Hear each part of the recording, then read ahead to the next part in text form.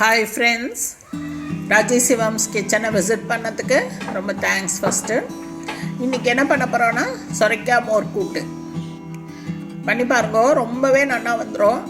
அது பண்றதுக்கு முன்னாடி என் சேனலுக்கு ஃபர்ஸ்ட் டைம் வரவங்க Subscribe பண்ணிடுங்க. இந்த சொரைக்காயை சின்ன சின்ன பீஸா ஒரு 1/2 கிலோ எடுத்துட்டு இருக்கேன்.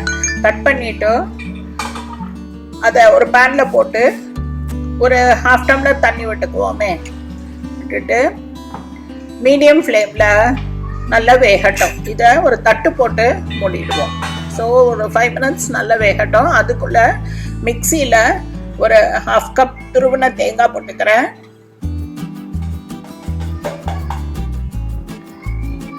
ஒரு பச்சை மிளகாய் போடுறேன். உங்கள் காரத்துக்கு ஏற்ற மாதிரி நீங்கள் கூட குறைச்சி போட்டுக்கலாம்.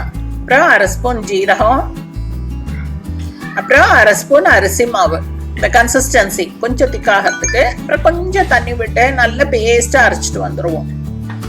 எவ்வளோ பேஸ்ட்டாக இருக்குது பாருங்கள். இப்போ இது வெந்திருக்கான்னு பார்த்துருவோமா? யா, நல்லா வெந்திருக்கு.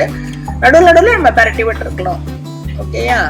இப்போ இந்த அரைச்சதை இதில் போட்டுருவோம். போட்டுட்டு நல்லா மிக்ஸ் பண்ணி விட்டுருவோம். இதுக்கான உப்பு போட்டுக்கலாம். நல்லா மிக்ஸ் பண்ணி விட்டுருங்க. கொஞ்சமான தண்ணி விட்டுக்கிறேன், ஏன்னா எனக்கு இன்னும் கொஞ்சம் கூட தண்ணியாக இருந்தால் நல்லாயிருக்கும்னு தோணுச்சு.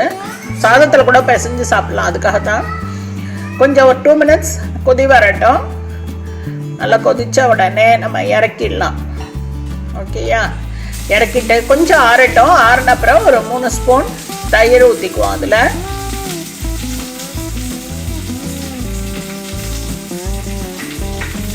தயிர் ஊற்றிட்டு நல்லா மிக்ஸ் பண்ணிடுவோம்.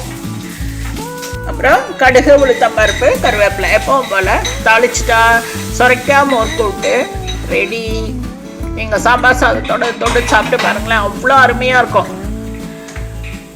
சொரைக்காயான்னு தெரியாது, அவ்வளோ நல்லாயிருக்கும். நீங்களே பண்ணி பார்த்துட்டு எனக்கு எப்படி வந்ததுன்னு அவசியம் சொல்லணும். ஓகேயா?